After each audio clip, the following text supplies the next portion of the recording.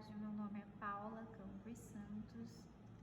Esse aqui é um projeto, né, de extensão do estágio, quarto estágio aí de gestão escolar. E que eu escolhi o tema, né, gestão escolar aplicada na parte pedagógica. E aí vamos abordar aí a gestão pedagógica nas escolas, certo? Para começar,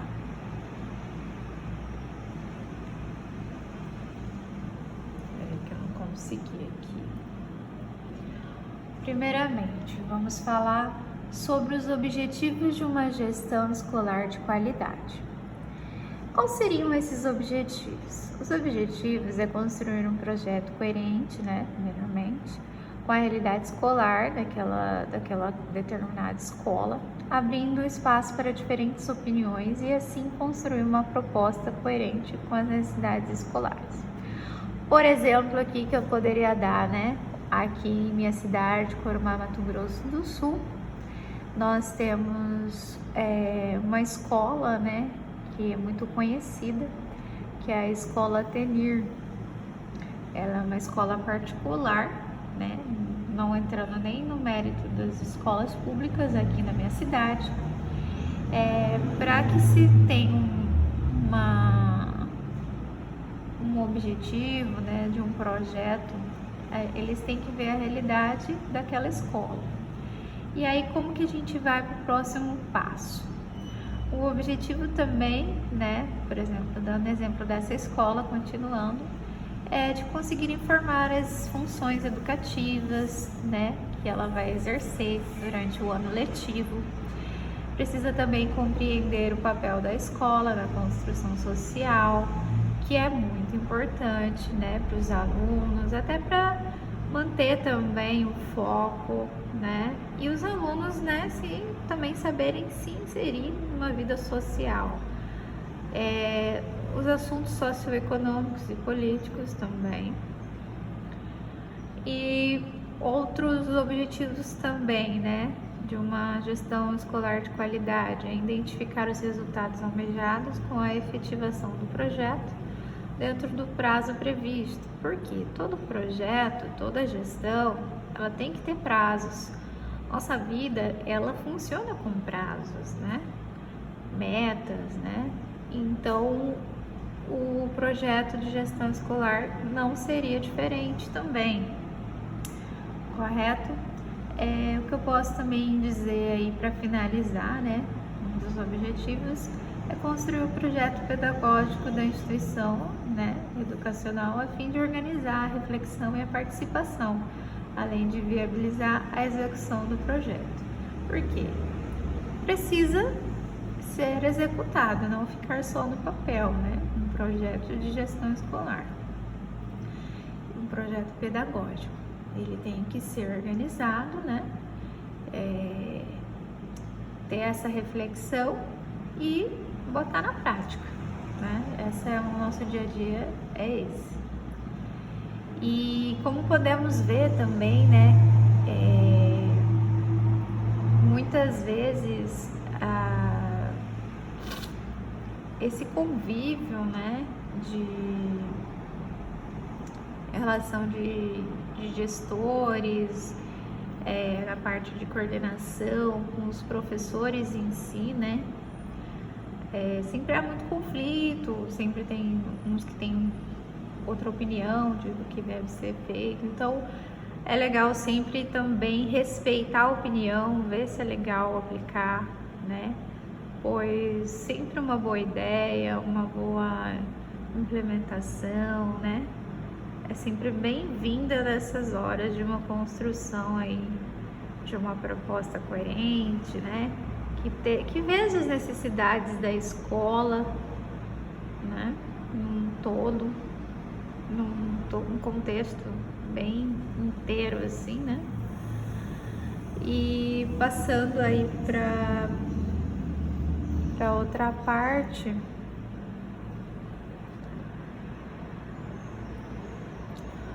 como deve ser desenvolvida uma boa gestão, né? Então aqui a gente já está entrando um pouquinho mais na parte de como ser desenvolvida essa gestão. Bom, eu apontei alguns tópicos, né, de como deve ser desenvolvida uma boa gestão. E aí vou entrar e deixar ainda no exemplo que eu dei da escola anterior lá, a escola anterior. Deve-se fazer o quê? Um planejamento, vou dar um zoom aqui. Deve fazer um planejamento o quê? Do trabalho que será desenvolvido, reflexão a respeito das mudanças que vêm ocorrendo na sociedade, que são refletidas no cotidiano escolar.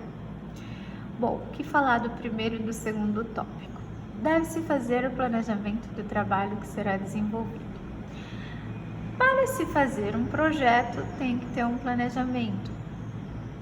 Projeto de gestão escolar tem que ter um planejamento. E esse planejamento muitas vezes está aqui, num bom currículo, né, escolar, de como começar o ano letivo, né? Planejamento também dos funcionários, de toda uma coordenação, de todos os funcionários que trabalham na instituição educacional, né? Na escola em si, no colégio. A reflexão a respeito das mudanças que vêm ocorrendo na sociedade, elas têm que ser refletidas no cotidiano escolar. Por quê? Porque a gente tem que colocar essas questões, né? Porque as crianças e o mundo, a sociedade, ela vai mudando e tem que preparar as crianças para essas mudanças de uma forma assim educacional, também de uma forma bem ilustrativa, inserindo, né, essas mudanças, esses hábitos novos no cotidiano escolar para as crianças, jovens, né?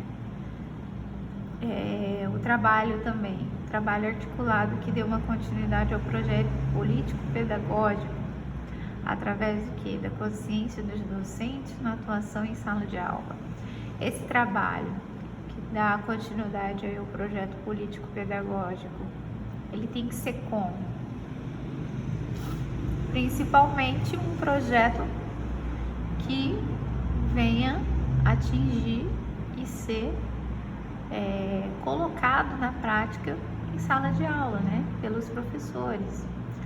Então, os professores, aqueles que vão lecionar, eles devem fazer esse trabalho, um projeto político-pedagógico para botar em sala, em prática. O que eu vou fazer hoje, né? O que eu vou trazer para os alunos de diferente e inserindo essas mudanças também no cotidiano escolar, né? Não só nisso, mas também em aspectos políticos, no nosso dia a dia, o convívio, as diferenças sociais, entre outros.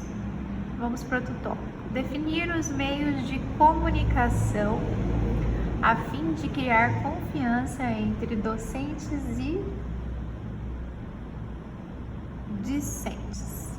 Desculpa, mas estava difícil enxergar. Acho que agora melhorou. Definir esses meios de comunicação. Por quê? Porque tem que criar confiança entre os docentes, né, e os discentes.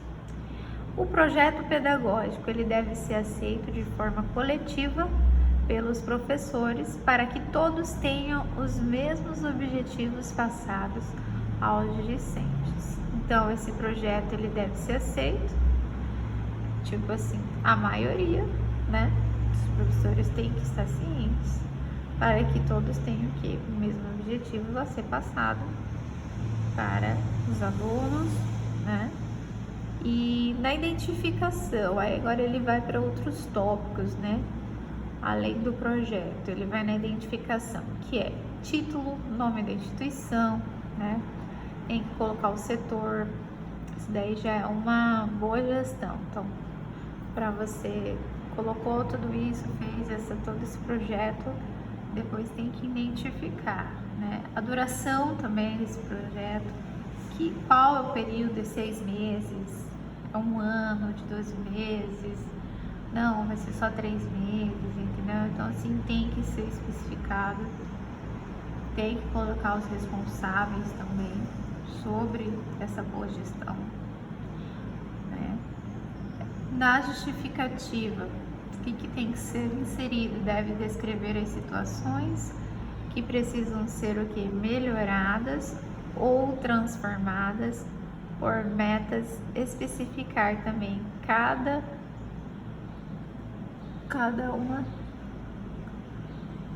uma estabelecida, né?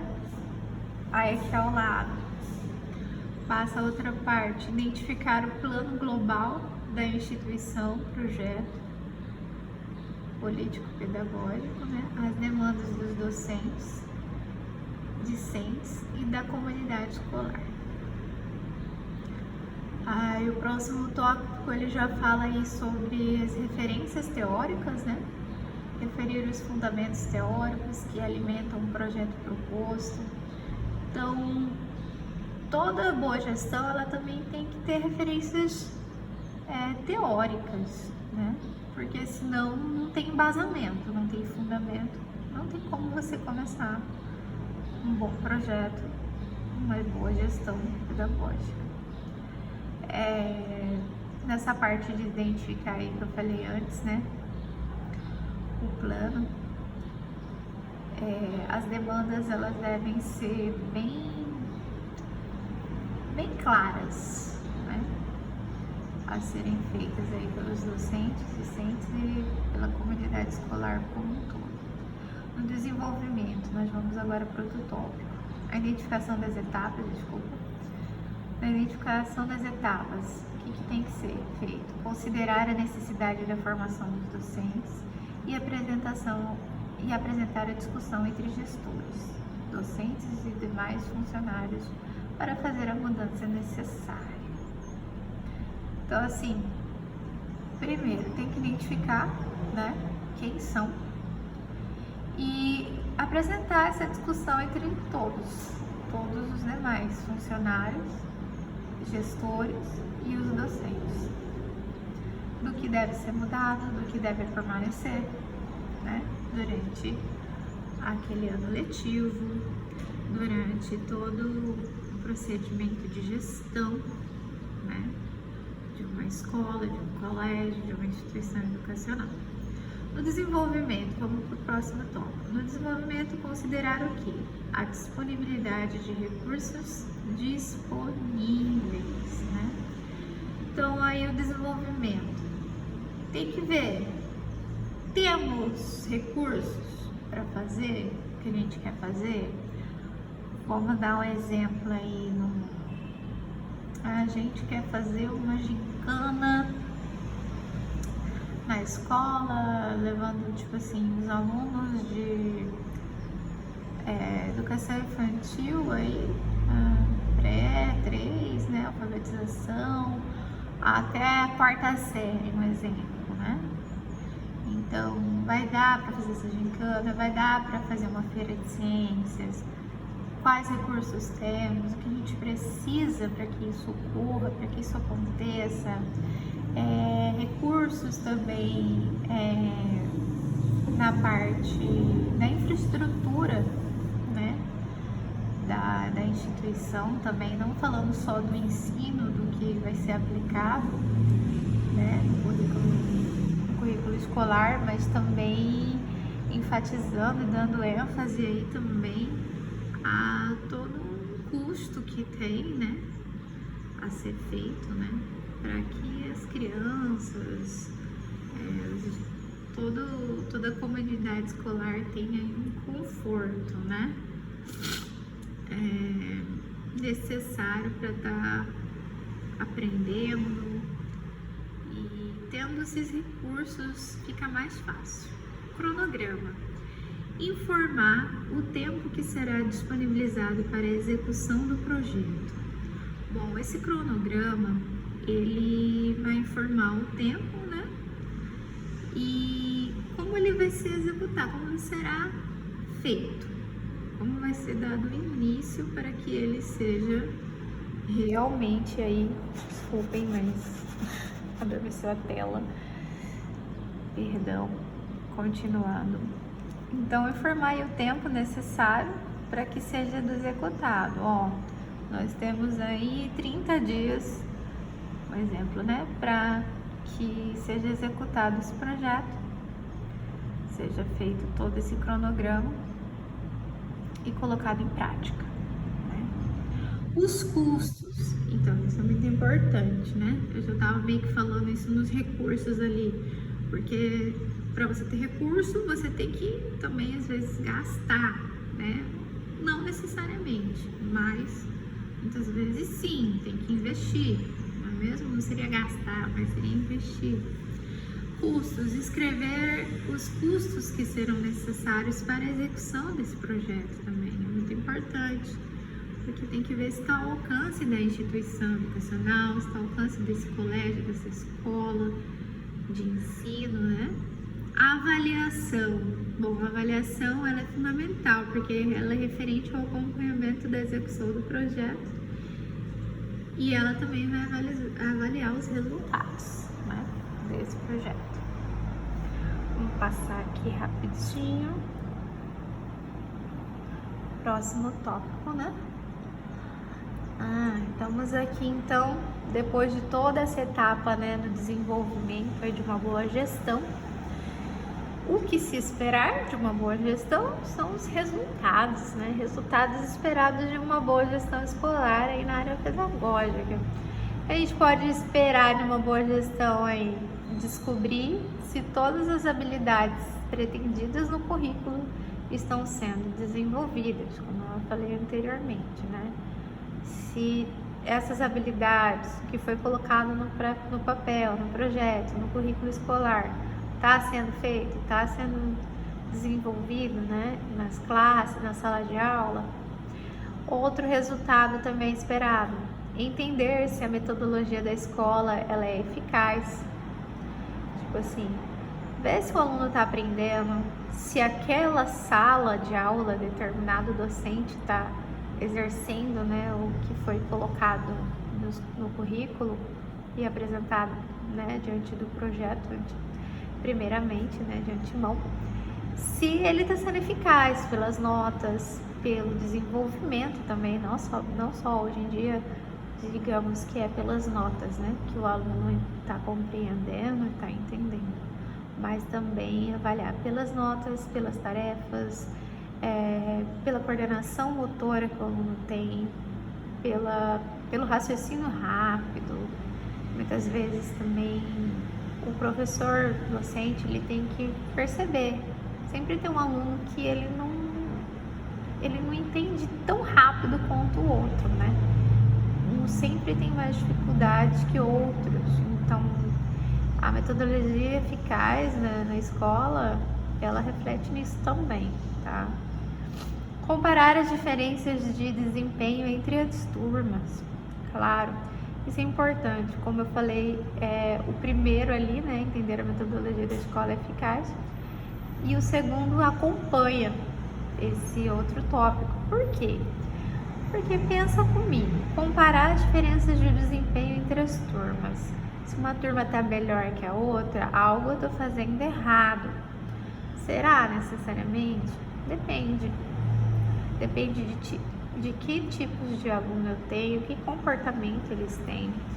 Muitas vezes uma turma não vai funcionar um método de ensino igual ao da outra. Por quê? Porque são personalidades, são aprendizados, cada um aprende de um jeito, né? E às vezes a característica daquela turma não é igual àquela.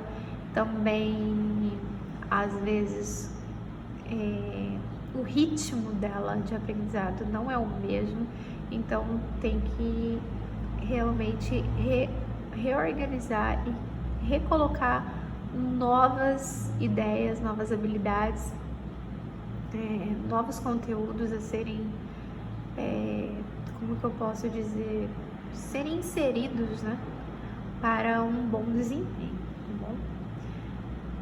Saber o que pode estar levando a essas diferenças entre alunos na mesma etapa escolar. Saber o que pode estar levando a essas diferenças. Como a gente pode saber? Como eu já falei também anteriormente, né? Saber o que está levando essas diferenças é acompanhar o desempenho do aluno, né? O professor muitas vezes não tem tanta percepção, né? Porque uma sala de aula, dependendo de muitos alunos, de mais de 30 ou 25, até 20, o professor ele não tem totalmente, ele vai ver muitas vezes pela nota, pelas atividades. Às vezes, quando ele observa cada aluno, né, ele consegue ver o nível de cada aluno, as diferenças deles também, né, naquela mesma etapa escolar, por exemplo. Vou dar um exemplo aqui, tá, no sentido, Joãozinho tem muita facilidade na matemática, nos números, em aprender os números, contagem, mas a Letícia, né, ela tem mais facilidade nas vogais, nas consoantes, de gravar, ela faz sílabas rápido, então tipo assim, e ela já tem dificuldade na matemática, e Joãozinho já tem dificuldade na parte da alfabetização. Esse seria um dos exemplos, tá bom? E todo docente ele tem que estar ciente fazendo relatório. Isso é muito importante até para passar, né? E saber como exercer as atividades naquela etapa escolar, pois cada aluno, como falei ali anteriormente, cada aluno, cada sala de aula, cada turma tem as suas características, tem o que é bom, o que tem mais dificuldade, né? Isso é do ser humano, né? E é muito bom ser avaliado pelo docente, para quem está ali na sala de aula. É muito importante ter essa visão. Isso é primordial e essencial. A principal ferramenta aí os resultados esperados também. A principal ferramenta para encontrar essas respostas e, enfim, fazer a gestão dos resultados educacionais é a avaliação. Sim, a avaliação, ela, como eu falei, né, anteriormente, é se prestar atenção, verificar, né, o desempenho das turmas, fazer essa comparação. Tudo é essencial, mas a avaliação também ela vai falar muito, né, as notas, as atividades, né, às vezes são educação infantil ali nem tem nota ainda, mas pelas atividades que você faz com o aluno, você já dá para ver, porque já dá para ter uma avaliação ali de como ele está se desenvolvendo, aprendendo, né, e evoluindo. Essas avaliações podem ser internas, a partir da equipe administrativa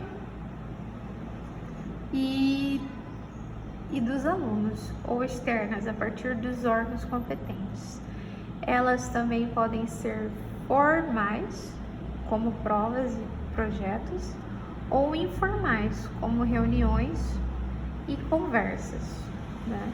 Então, essas avaliações, elas podem ser, o que ele fala dessa parte interna, é na parte da equipe administrativa, né? E dos alunos.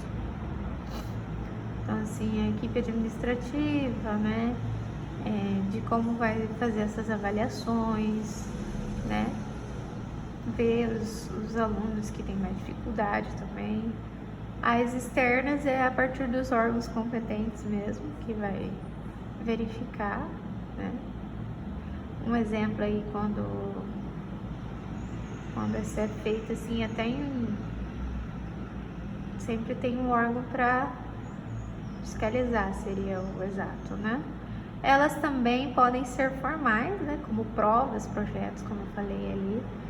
Pode ser feito por testes mesmo, trabalhos em grupo, individuais, né? Ou informais, como reuniões e conversas.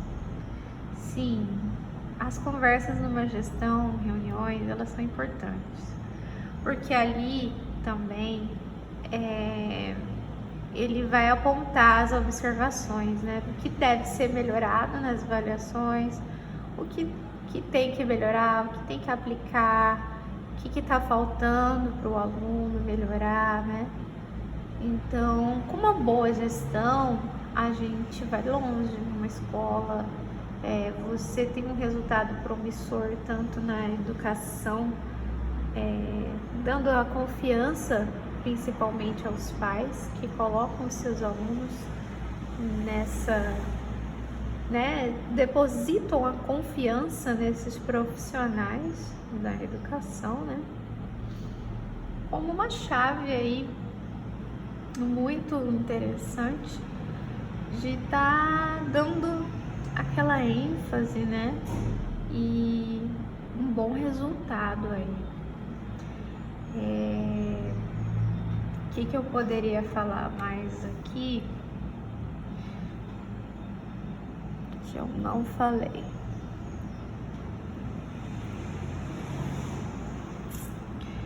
A gestão escolar aplicada, né, a parte pedagógica nas escolas, ela exerce aí, então,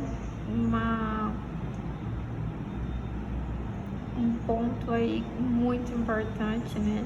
A gente verificou os objetivos, como deve ser desenvolvido para ter uma boa gestão, né?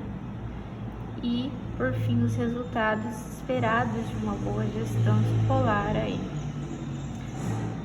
As observações também elas podem ser avaliações informais, sim. Como eu acredito aqui que essas avaliações informais, elas englobam muito mais, né, os testes, as provas, de uma forma assim que não se perceba que seja diferente, né, essa avaliação. Por exemplo, num jogo com uma criança, né, com criança de 5 anos, um exemplo. Um jogo educativo, por exemplo, para ela identificar as letras, né, as vogais, primeiramente, depois as consoantes, o alfabeto, né? Então, assim, essas avaliações, você vai vendo se ela tá aprendendo ou não, se ela tá tendo bons resultados com essa gestão que inseriu um currículo, né, um planejamento pedagógico todo por trás de docentes, né, discentes e de toda uma administração mesmo, né, uma construção aí escolar com eficácia, né? Bom, gente, eu aprofundei nessa parte, né? Eu tive experiências também com alunos, consegui aí uma experiência nessa parte que eu falei, enfatizei bem, né? A parte do aprendizado, pois fiquei numa escola aí fiz um mês, né, de experimento, ainda não sou formada, né, mas sou formada em Direito, né, meu nome é Paula Campos Santos, e queria deixar bem claro que tem muitas falhas nas gestões escolares, tá? Esse não é um momento de eu trazer isso, mas é uma experiência que eu tive, pois tem muitas crianças que têm dificuldade. Quando eu falei ali, né, entender a metodologia da escola, se ela é eficaz ou não, comparar a diferença de desempenho entre as turmas, esses pontos são muito cruciais, muito importantes, sabe? Porque quando eu estava dando ensino, né, alfabetizando essas crianças de 6, 7 anos, 5 anos, muitas não, pela pandemia, não estava tendo suporte, e tem criança que é só ali, sabe, perto, né, num reforço. Esse meu estágio foi num reforço, e na época eu consegui, né, e foi uma boa oportunidade aí para entender um pouco mais dessa parte de que sem uma boa gestão docentes bons, né? Ainda assim as escolas pecam porque não tem como ter controle. O professor, ele dá o máximo dele, né, na sala de aula, por isso que ele tem que dar o máximo dele, mas mesmo assim ele não vai alcançar aquelas crianças, aqueles adolescentes que têm dificuldade de aprendizado. Ele vai ter que ter um reforço, ele vai ter que ter um suporte a mais. E a gestão escolar, ela também tem que saber passar isso para os pais responsáveis. E o que é interessante, assim, que eu via muito, né, nessa instituição de ensino de aprendizado aí para um reforço, né, um centro de tutoria e reforço. Os pais procuravam mesmo porque a escola realmente passava isso, né? Ó, seu filho, ele até é inteligente, mas ele é disperso, né?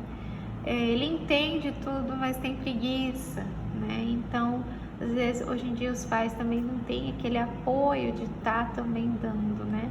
E aí fica difícil e sobrecarrega só para o professor, só para a escola essa responsabilidade também.